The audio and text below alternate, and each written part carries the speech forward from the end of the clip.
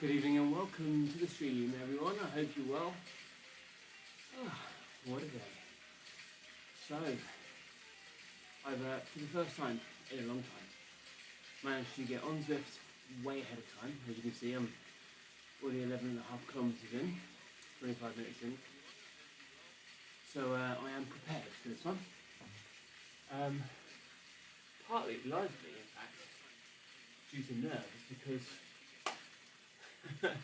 physically my legs actually hurt. Interesting week. It hasn't been the most strenuous, but I did like a 3.5k run on Tuesday or Wednesday, in fact, in the office. Or I didn't run around the office. It was whilst I was at the office, I went out for a run. But it did an okay pace. Didn't stop. But God, my legs, my quads, they were killing me afterwards. So, hoping that I've got something in them tonight to give me a good effort. Only time will tell. I've had a bit of a mixed bag. No, that's not true. It's not even mixed at all.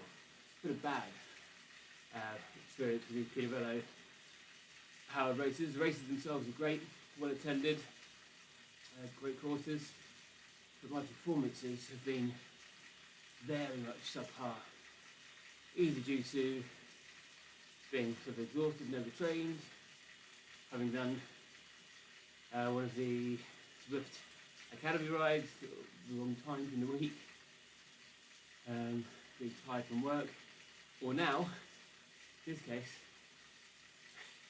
just totally fatigued after a run. Very short run, embarrassingly short run away. But I'm not a runner. But with regards to the run, the thinking is, now that I'm living down here in the New Forest and my commute back to Surrey and London is a little bit longer on the train, I'm not taking the bike much, especially in the winter where it's dark and not quite as safe to ride. So I'm thinking, well, if I'm not getting my ride to and or from work, how else can I get some exercise in? And so I picked up a load of running kit, was gifted some really nice New Balance running trainers by a colleague, and I'm going to do one run a week now, I think, and see how it goes. Hopefully with the objective being that I get to the point where I can run without borderline injuring myself, fatiguing myself so badly that I'm injured pretty much. Yeah. Anyway, that's how I'm feeling. We'll see. I think I'm well fueled. I've done some stretching. I've been spinning the legs out for the last 25 minutes or so. And also sort of fiddling with the bike, because of course I've got some new stuff. I've got this. Well, I've got three. I've got a pink one, blue one, and an orange one. Thank you, Zwift. So cool. I like that. You can see the Zwift motif embossed on the tail, so to speak. I like. Perfect. There's the pink one. And the blue one's up there, actually. There we go. That side. So yeah. Liking that. And these came with the same order that the ZwiftCog was in, which I posted about on Instagram. So head on over and have a look. And if you're I'm going to point to it up here if I can. Up here, I'm trying to point to the screen on this side of, right here, gear 13, or gear 12 I'm in. So now you can see that the gears I'm using are on screen, which is pretty cool, thanks to the ZwiftCog and the Zwift Click. Virtual shifting rather. Anyway, it's taken some getting used to actually, to sort of become slightly accustomed to the virtual shifting, because you're not getting that sort of tangible, what's the word I'm looking for? But you know, it's a real physical feedback into the chain and through the legs and the pedals. So it's I quite like it. The virtual shifting is granular, so I've now effectively got an extra couple of gears because it's 24 speed. But yeah, like when you go from like gear 12 to 13, like the change is very subtle. But then you sort of, because it's so easy to change gears, you sort of don't really change your cadence, you just kind of ride into it, I think. Whereas I think when you're changing gears on a real cog and the chain line is moving, and the resistance is changing as a result of that, you kind of, you know, as an experience like this, you know what it feels like or what it's going to feel like, and you kind of adjust your power accordingly. But here, yeah, like I've just gone up to gear 13. It's kind of a bit, I was going to say dull, it's not, but it, the power change is instant, and then you kind of have to push a little bit, and it kind of, I'm trying to describe it, it's hard to describe. I like it, I do like it though. One of the things I like most about it is, of course, I'm not now having to worry about changing an Ultegra cassette out or a 105 cassette out too regularly. It's quieter, a bit more compact, comes with a free hub, or the one I bought did as well. Just a nice touch. And yeah, like the virtual shifting's cool, I like it. The way I have my towels set up on my bars means I put the Zwift click kind of down under my fingers on the drop, halfway down the drop, so on the vertical part of the drop. So I tend to sit in the tops on Zwift and even sprint at time with the tops. I need to sort that out really. But rather than having the button up and down, like, so I'm not clicking up and down, I'm clicking, I like it forward and backwards. So I use, again, like pinky and ring and middle finger, I should say. Yeah, that's good. I like it. Right, a minute and a half to go. The only other change I have made ahead of this race is I sort of pre-equipped the double ref before coming here into the start pen and put on the DT Swiss the up cut disc grill. In the last couple of races I've obviously been on the Tron bike, come into the pen, been on the Tron, come into the pen and I get changed onto the double ref. But then obviously you just end up with these sort of stock wheels, these Zwift stock wheels, and from what I understand, a fair few seconds in these wheels, so hope a little helps. We'll see how it goes. Right, 40 seconds to go. I've got to get these fans on. Bear with. It's going to be noisy.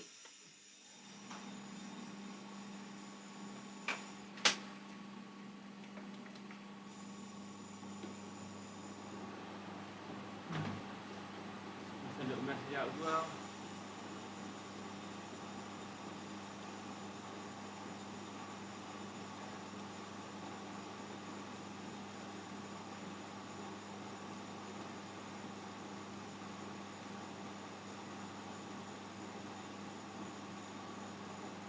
I ain't got time.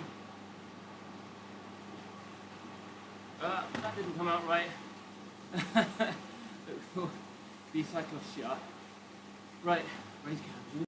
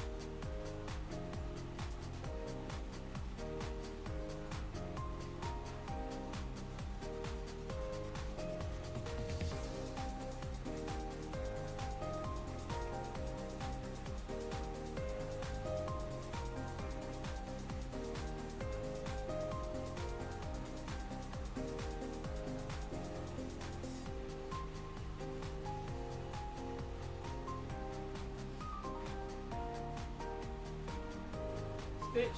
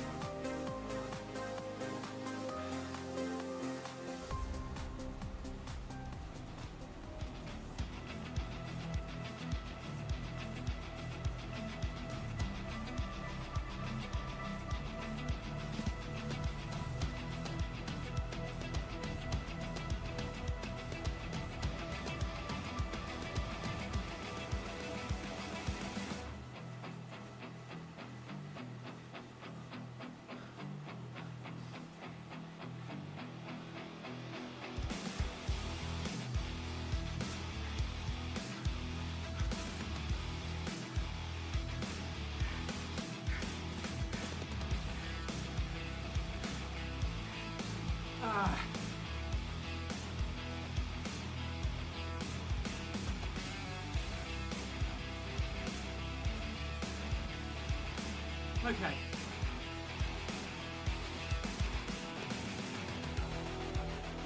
Right.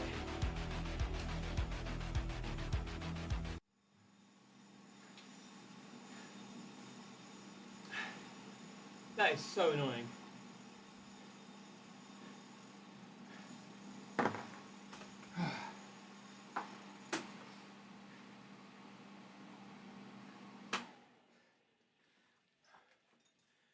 Oh my gosh.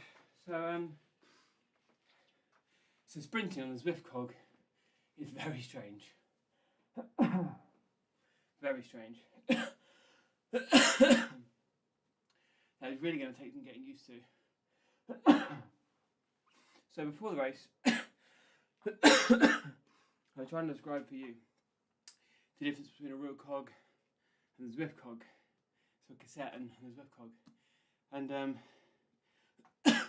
I use the word tangible, but what I was thinking, or I was supposed to say, was tactile. The word I was looking for was tactile, in that a regular cassette is very tactile. You feel it. As soon as the train goes up or down into that next ring, you know instantly what the power is like, or the resistance is like. With the ZwiftCog, there is invariably a delay. Very small one at that,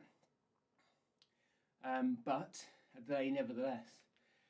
And I think what that means for me, right now at least, until I get used to ZwiftCog, is in that sprint there, I kind of couldn't get a gauge for what gear I was in.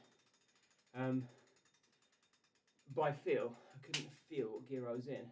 I could see on the screen it was gear 15, 16 or whatever, but I normally do sort of 2 gear changes and then start smashing out my little sprint.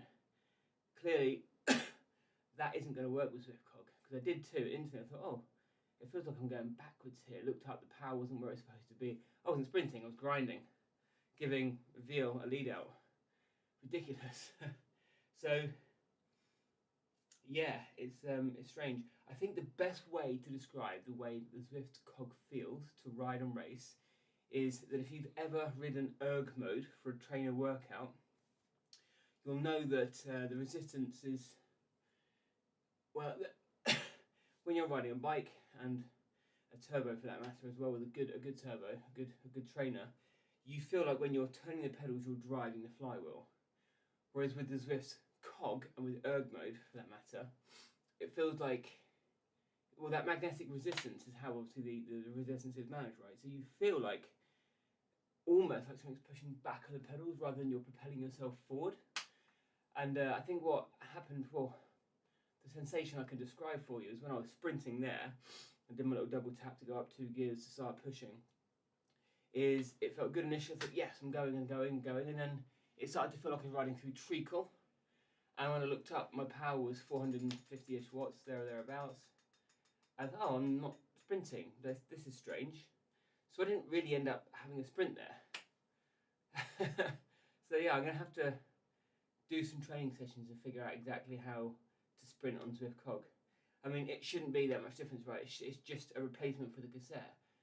Whereas in fact it is actually more than that, of course, because you're now, rather than going through mechanical resistance to the flywheel, using the gear ratios, you're using this magnetic resistance. So it is different. The sensations are definitely strange initially. So I'm pleased that I did that ride yesterday, but the ride I did yesterday was more of a sort of steady state, trying to sprint to get the ache, excuse me, the ache out of the quads after my embarrassingly short run. So yeah, I don't really know what else to say other than a good race. I'm pleased I raced with the Cat A's.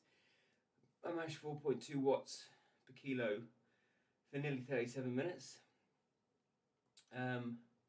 20-minute power is pretty decent, 20 minutes for 4.3 watts, so I am by definition back in Cat A now. I'm not arrogant enough to think that, yeah, I'm going to start smashing Cat A's again.